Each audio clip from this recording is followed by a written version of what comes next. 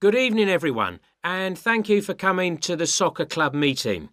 It's good to see so many parents and children here tonight, and I know you're looking forward to a great football season.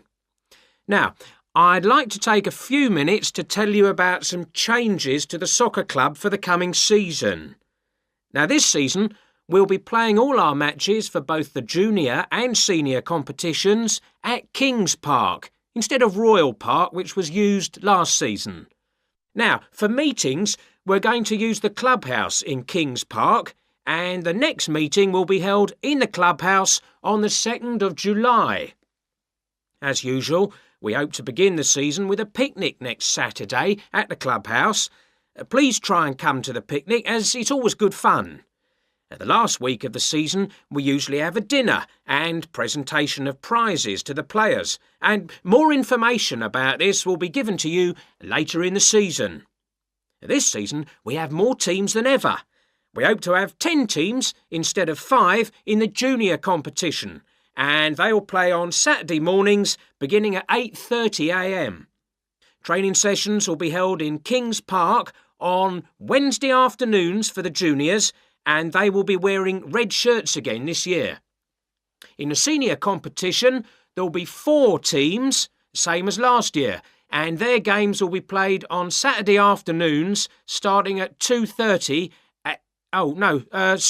it will be at a 2 o'clock start, and the training session for seniors is planned for Sunday afternoons.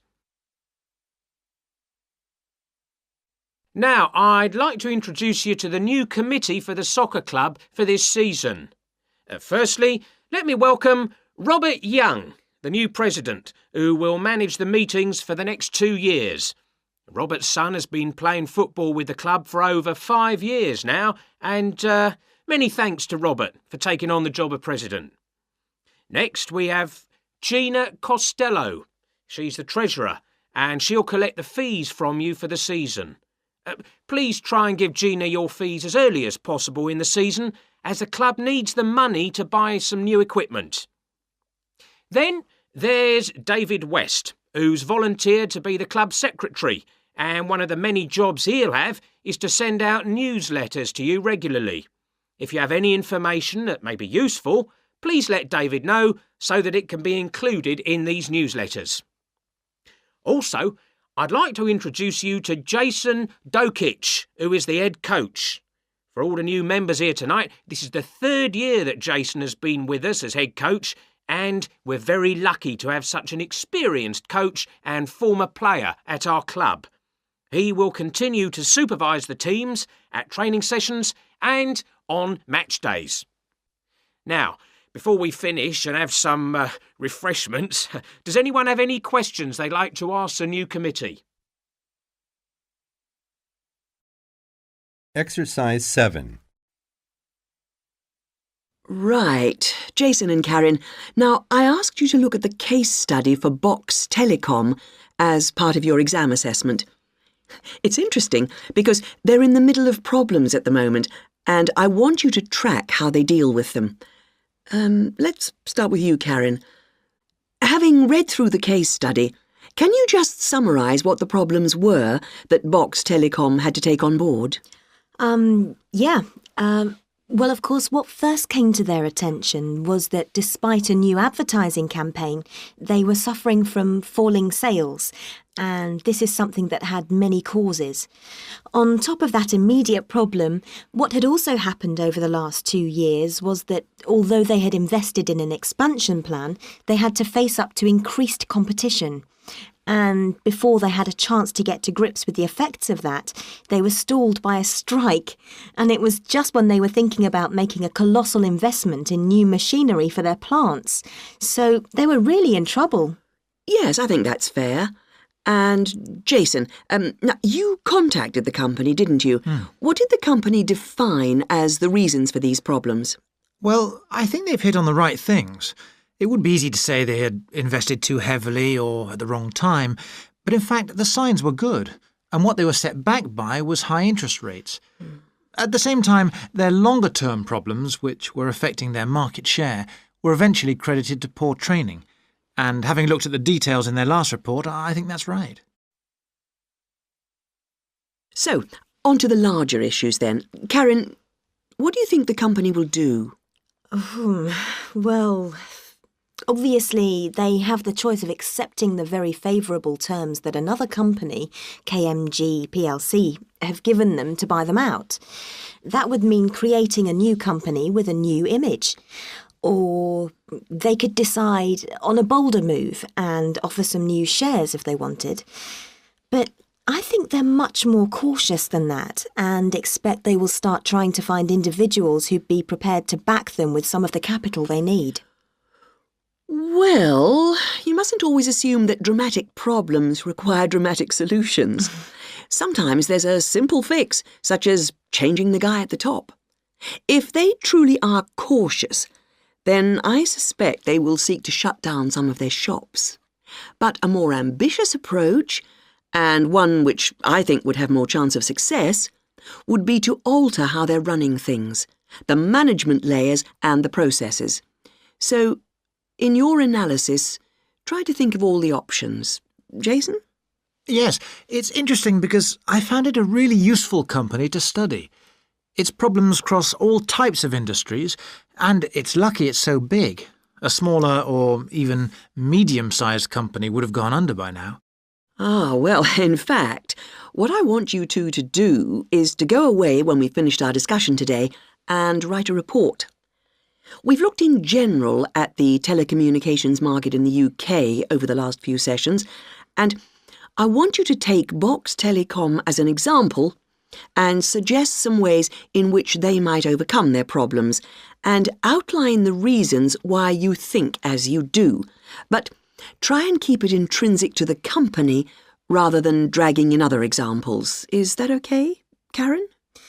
Yes, I think I can do that. Personally, I've got great hopes for it. I think it will recover. That advertising campaign they did was very strong, and they're very innovative with their products. They set new trends. The company's got to recover, don't you think, Jason? I'm not sure. I think it can, but it's not a foregone conclusion unless they manage to attract the right level of investment. The company definitely needs a boost, and to attract more highly skilled workers if their recovery is to be long-lasting. When I was talking to the marketing manager, he said to me that he thinks the company had got a great management team. But he would say that, wouldn't he? But they are suffering from having to work with outdated production machinery, and that could cost a lot to put right. Well, personally, I think the stock market is to blame. I think they were expecting too much of the company, and then inevitably it looked bad when it didn't perform. The market should have had more realistic expectations. And I disagree with you about the advertising campaign, Karen. That's where they could do with some innovation to get sales kick-started. Anyway, let's see what you come up with those. Exercise 8. OK, are you all settled? Well, first of all, welcome to Cardiff University. I'm here to explain what we can offer you. Now, as a new student at the university, you will probably need some sort of guidance to help you to use the library effectively to study and research. Some of you have asked about a guided tour, but we find this rather muddles people. So, in this first week, we run a series of talks which focus on different aspects of the library and its resources. You'll also find that to get the most out of the library, you really do need to be computer literate. And so all this term we run small classes which will bring you up to speed on how to access the computer-loaded information. OK, now let me give you an outline of what's available to you. You'll find that the computers are increasingly used as a research tool. Many students do most of their research on the internet, and the library computers are permanently online. Having found what you need, you'll find you can readily save texts on your personal computer space to print off when you need. You might think that it is the fastest way to get information, but the links can be slow. Clearly, you can find lots on there, but much of it is useless information, as it is from highly debatable sources, so be critical. You'll also find that the library has loaded several CD-ROMs onto the computers from specialist reference sources, such as the MLA. It means we can expand what we offer you at very little extra cost and saves us having to invest in more and more books. The CD-ROMs contain exactly the same information as the reference books, as the two are updated together. Now, most of you will need to refer to journal articles in your work, and you'll find you can also access these online, and we encourage you to do so. Clearly, some of you will find the printed version more accessible as it sits on the shelves, but I'm afraid the intention is to phase these out eventually. However, you will still be able to print off a version of the text rather than photocopying the journal pages. So you must get used to working online. Naturally, we do still have the full range of classic reference books, additional to the CD-ROMs for you to use, and there are several copies of each one. This is because some of you may prefer to borrow a book rather than sit in the library. There is a restricted loan time on these so that they are not missing from the shelves for too long. Although there is a section manager for each part of the library, they are very busy, and so if you do get stuck looking for things, you should ask the relevant cataloguing assistant. As your training supervisor, I just oversee your induction and will not be around after this initial week.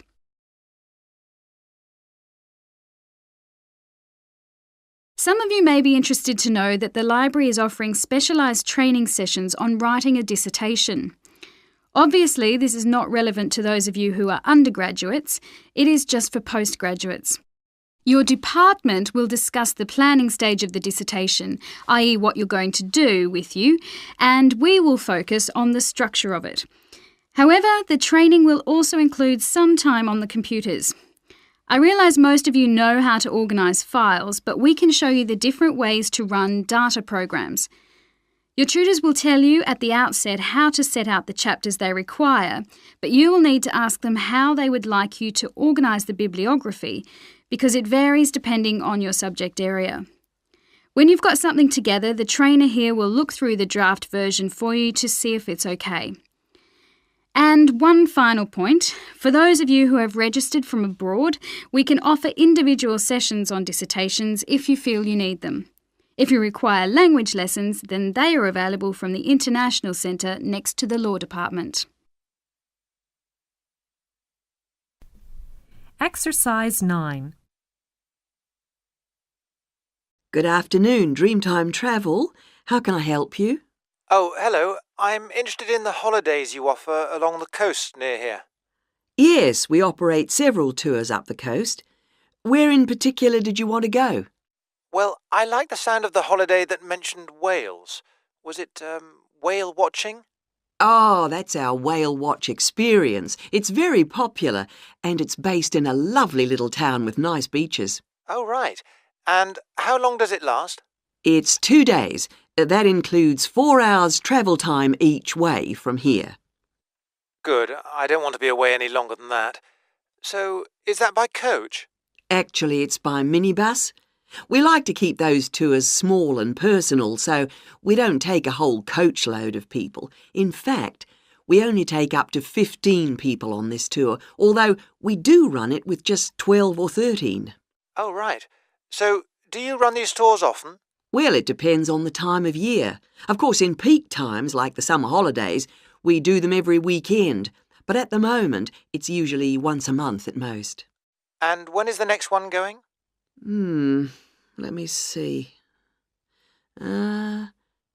There's one in 3 weeks' time, which is April the 18th, and then we don't have another one until June the 2nd.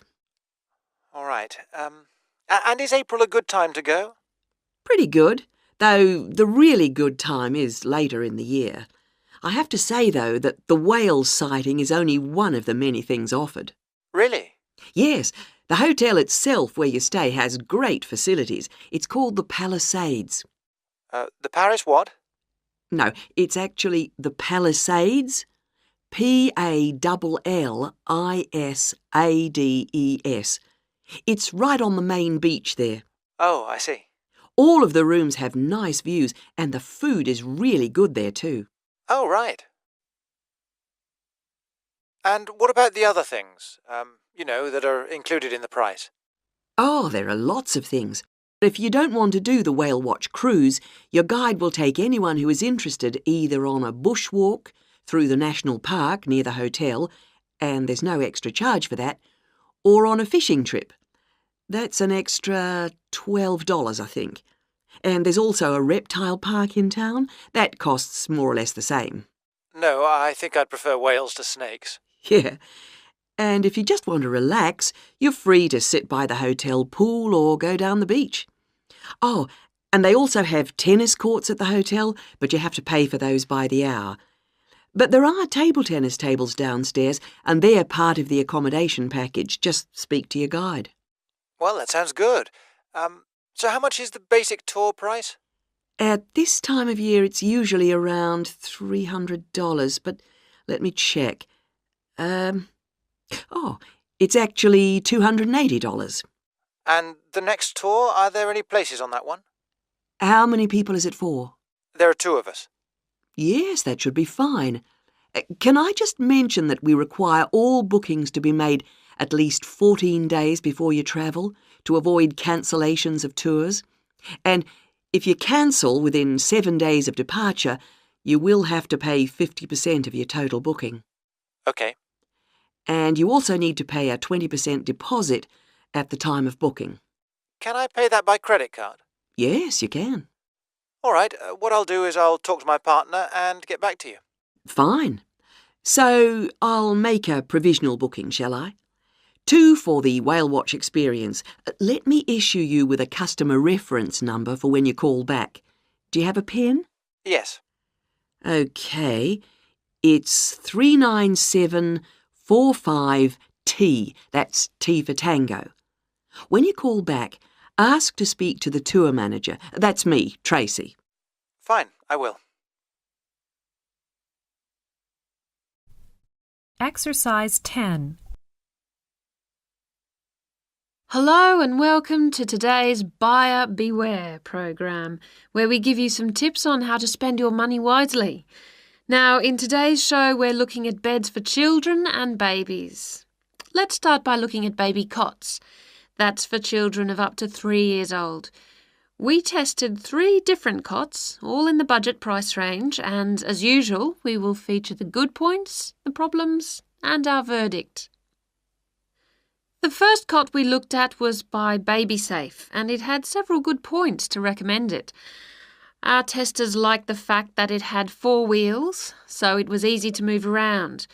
The only slight problems with this cot were that it had no brakes, but they didn't think that mattered too much. At first they were a bit concerned about the side bar because they felt babies could trap their fingers in it. But our testers felt that this was unlikely to happen, so they've given this one a verdict of satisfactory. The next cot was by Choice Cots, and this time our testers were pleased to find a cot which is simple to put together, unlike others we looked at. On the minus side, our testers did not like the fact that the side of the cot did not drop down, making it difficult to pick up newborn babies. However, the real problem with this cot was the space between the bars. Our testers found they were too wide and a baby could easily trap his head. We felt this was a real safety hazard, and so we've labelled this one dangerous, I'm afraid.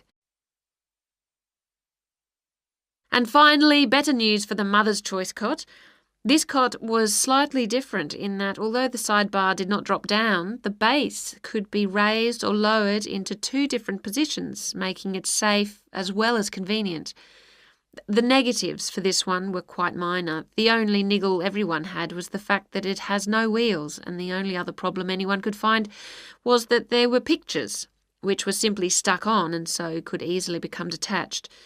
The makers have now promised to discontinue this practice. As this cot will then be safe in every way, we have made the Mother's Choice cot our best buy. Congratulations, Mother's Choice. So what features should you look for in a baby's cot? Well, obviously, safety is a very important factor, as well as comfort and convenience. We recommend that if you are buying a cot, do make sure that any metal present is not rusted or bent in any way. You should ensure your cot has only rounded or smooth edging without any sharp edges. This is especially important for wooden cots. And now on to beds for toddlers. Exercise 11. Excuse me, I was told to come here for advice about management diploma courses. You've certainly come to the right place. Hi, my name is Monica. Nice to meet you. My name is Andrew Harris. So, Andrew, have you seen our diploma course prospectus yet? Yes, I've already looked at it. In fact, I thought the information on course content was really useful. But I'm afraid I'm a bit confused by all the different ways you can do the course. Full-time intensive, part-time, and so on. Mm-hmm. Well, let's see if I can help. I think each course type has its advantages and disadvantages, so it really depends on you, your own study habits, and your financial circumstances, of course. Are you working at the moment? Yes, I've been working in the administration section of the local hospital for the last 3 years. Mm-hmm. And before that, I worked in the office of a computer engineering company for 2 years. So I've got about 5 years of relevant work experience. Mm-hmm. And what I'm hoping to focus on is personnel management. I see. And are you planning to leave your current job to study, or are you thinking about just taking a year off? I want to know what my options are, really. I don't want to quit my job or anything, and my employers are keen for me to get some more qualifications, but obviously it would be better if I could do a course without taking too much time away from work. Right. So you don't really want to do the full-time course, then? No, not really. It's also a question of finances. You see, my office have agreed to pay the cost of the course itself, but I would have to take unpaid leave if I want to study full-time, and, well, I don't think I could afford to support myself with no salary for a whole year. OK. Well, you have two other possibilities. You could either do the part-time course, that would be over 2 years, and you wouldn't have to take any time off work, or you could do what we call a modular course. You could do that in 18 months if you wanted, or longer. It's quite flexible, and it would be up to you. So what does the part-time course involve? For that, you would join an evening class and have a lecture twice a week. Then you'd have to attend a seminar or discussion workshop 1 weekend a month. What kind of coursework would I have to do? Well, it's a mixture. You'd be expected to write an essay each month, which counts towards your final assessment. You have a case study to do by the end of the course, which might involve doing a survey or something like that. And also you need to hand in a short report every 4 weeks. So that's quite a lot of work then, on top of working every day. It sounds like a lot of studying, and really tiring. Yeah, you certainly wouldn't have much free time. What about the modular course? What would I have to do for that? Well, that's where you get the opportunity to study full-time for short periods. That way you can cover a lot of coursework and attend lectures and seminars during the day. And each module lasts for 1 term, say about 12 weeks at a time. There are obvious advantages in this, the main one being that you can study in a much more intensive way, which suits some people much better. And how many of these modules would I have to do to get the diploma? The current programme is 2 modules, and then you have to choose a topic to work in more depth. But you can base that on your job, and so you don't need to be away from the office. And how long it takes is up to you. Mm-hmm. The important thing is that you don't have to study and work. You can focus on one thing at a time. Yes, I can see that. It certainly sounds attractive. It would be more expensive, though. I mean, I'd have to support myself without pay for each module. That's true, so that might be a problem for you. Look, why don't you talk this over with your employers and then come back? Exercise 12. Okay, so we've been looking at the attitudes of various social and cultural groups towards the management of their personal finances, how important they feel it is to save money, and what they save their money for. One aspect that we haven't yet considered is gender. So if we consider gender issues, we're basically asking whether men and women have different attitudes towards saving money, and whether they save money for different things. Back in 1928, the British writer George Bernard Shaw wrote in his Intelligent Women's Guide to Socialism and Capitalism that a man is supposed to understand politics, economics, and finance, and is therefore unwilling to accept essential instruction. He also said, a woman, having fewer pretensions, is far more willing to learn. Now, though these days people might question a lot of the assumptions contained in those statements, recent research does suggest that there are some quite fundamental differences between men and women in their attitudes to economic matters. Let's look at what men and women actually save for. Research studies of women in North America have found that women are far more likely to save for their children's education, and they are also more likely to save up in order to buy a house one day. The same studies have found that men, on the other hand, tend to save for a car, which, by the way, takes a surprisingly large amount of the household budget in North America. But the other main priority for men when saving money is their retirement. When they're earning, they're far more likely to put money aside for their old age than women are.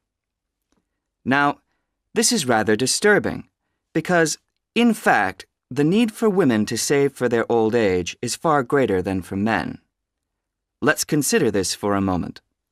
To start with, it is a fact that throughout the world, women are likely to live many years longer than men, so they need money to support them during this time. Since women are likely to be the ones left without a partner in old age, they may therefore have to pay for nursing care because they don't have a spouse to look after them.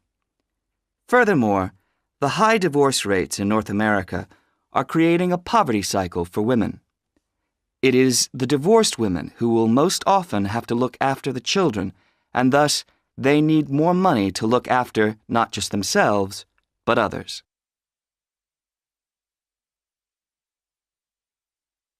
So what can be done about this situation? The population in North America is likely to contain an increasing number of elderly women. The research indicates that at present, for women, it takes a crisis to make them think about their future financial situation. But of course, this is the very worst time for anyone to make important decisions. Women today need to look ahead, think ahead, not wait until they're under pressure. Even women in their early 20s need to think about pensions, for example, and with increasing numbers of women in professional positions, there are signs that this is beginning to happen. Then research also suggests that women avoid dealing effectively with their economic situation because of a lack of confidence. The best way for them to overcome this is by getting themselves properly informed so they are less dependent on other people's advice. A number of initiatives have been set up to help them do this. This college, for example, is one of the educational institutions which offers night classes in money management, and increasing numbers of women are enrolling on such courses. Here, they can be given advice on different ways of saving. Many women are unwilling to invest in stocks and shares, for instance, but these can be extremely profitable. It is usually advised that at least 70% of a person's savings should be in low-risk investments. But for the rest, financial advisors often advise taking some well-informed risks. Initiatives such as this can give women the economic skills and knowledge they need for a comfortable, independent retirement.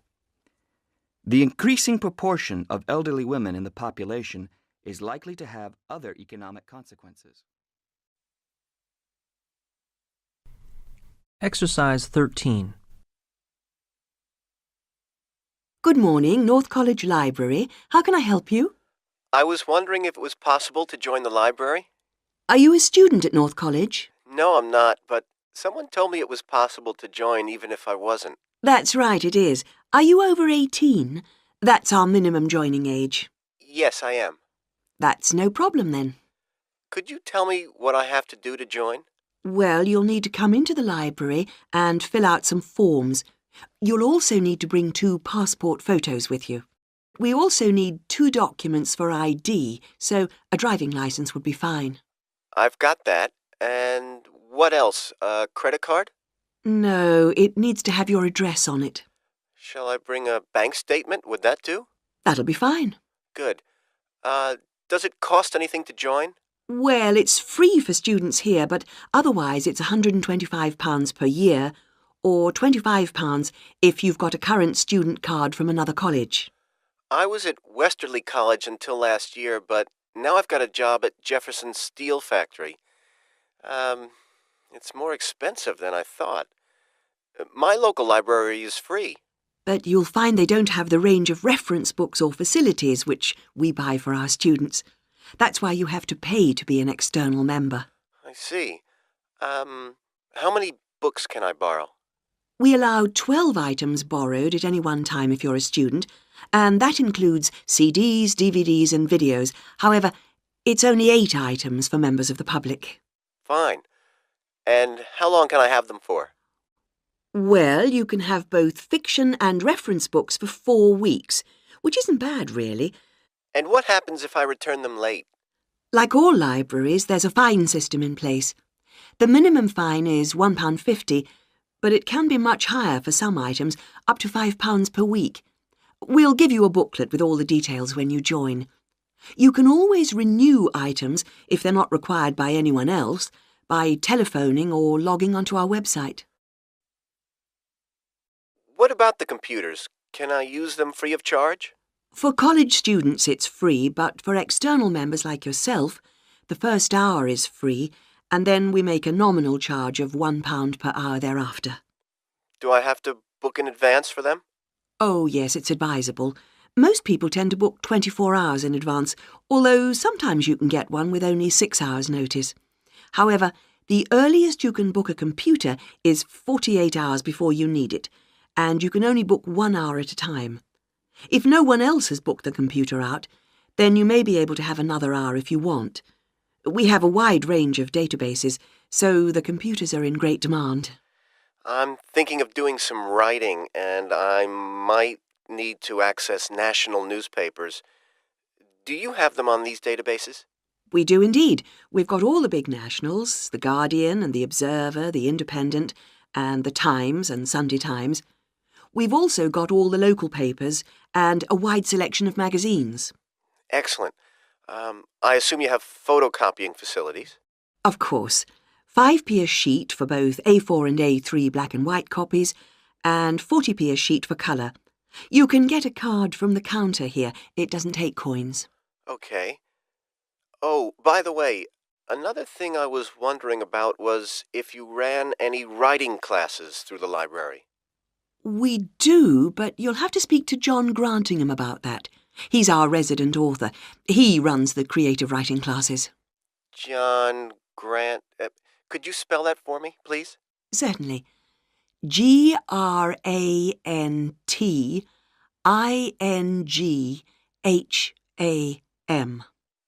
Are the classes here at the library? Yes, he's here on Thursday evenings. Oh, no, sorry, Friday. He's just changed it.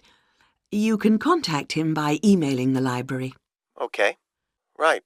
Well, that's about all I need to know. Thank you. I'll be along later this week to join. Thanks. Bye. Exercise 14. My name's Dan Pearman, and I'd like to talk about the work of Pedal Power, a small charity based mainly in the UK. I'll be giving our contact details at the end, if anyone would like to find out more about how to support us. But first, how the charity began. I got the idea of exporting bicycles to developing countries while I was in Ecuador. I went there in 1993, just after graduating from university. After 3 years of studying, I wanted adventure. I loved travelling, so I decided to join a voluntary organisation and was sent to Ecuador to carry out land surveys. The project came to an end after 5 years, and when I returned to the UK in 1998, I started planning Pedal Power. Where I lived in Ecuador was a very rural area. My neighbour had the only bicycle in the village, whereas everyone else walked everywhere. My neighbour's business was unusually successful, and for years I couldn't understand why. Then I realised having a bike meant he could get where he wanted to go without much trouble. Other local carpenters could only accept jobs in a 3-kilometre radius, so no matter how skilled they were, they could never do as many jobs as my neighbour. At Pedal Power, we collect second-hand bikes in the UK and send them to some of the poorest regions in the world. When we distribute bikes overseas, we don't give them away for free. We'd like to, but long-term that doesn't really help the local economy. The demand for bikes is enormous, which makes them very expensive locally. So we sell them for 5% of the normal price. But in order to continue operating, we need to have a constant supply of bikes which we send out every 6 months. One example of a town that's received bicycles from Pedal Power is Rivas. It was the first place I sent a full container of bicycles to. Most people there now own a bicycle. The local economy has developed so much you wouldn't recognise it as the same place. In fact, there are more bikes than on the streets of Amsterdam, if you've ever been there. But Pedal Power still needs your help. You may have read about some of our recent problems in the British media. In August 2000, we simply ran out of money. We had containers of bikes ready to send, but no money to pay the bills. It was a terrible situation. We managed to ensure the bikes went out on time, but the other problems carried on for several months. Fortunately, in October 2001, we won an Enterprise Award, which helped us enormously. We invested 15 of the £75,000 prize money to help secure our future. Winning the award helped raise our profile, and the money enabled us to pay all our shipping costs, which represent our greatest expense. Pedal Power changes lives. When someone gets a bicycle from us, they see a 14% increase in their income. We're currently looking to invest in computers so that our office staff can do an even better job. Because of our work, people in a number of countries now have a better standard of living. So far, we've provided 46,000 people with bikes. But we'd like to send more, at least 50,000 by the end of the year. Now, there are many ways in which you can support the work of Pedal Power, not just by taking a bike to a collection in your area. I should also like to say, if you do have a bike to donate, it doesn't matter what condition it's in. If we can't repair it, we'll strip it down for spare parts. Of course, to do that we always need tools, which are expensive to buy, so we welcome any that you can give. Also, you could help by contacting the voluntary staff at our offices. They'll be able to suggest activities you could organise to bring in funds for us. People do all kinds of things, including, of course, sponsored bike rides. Also, we're always interested to hear of other places that would benefit from receiving a consignment of bikes, and welcome suggestions from people who've been to developing regions on their travels. We hope that by talking on radio programmes like this, we will be able to raise public awareness, which will lead to government organisations also giving us regular financial support, something that we really need. If you'd like some more information about where to donate an old bicycle or offer help in other ways, please contact us.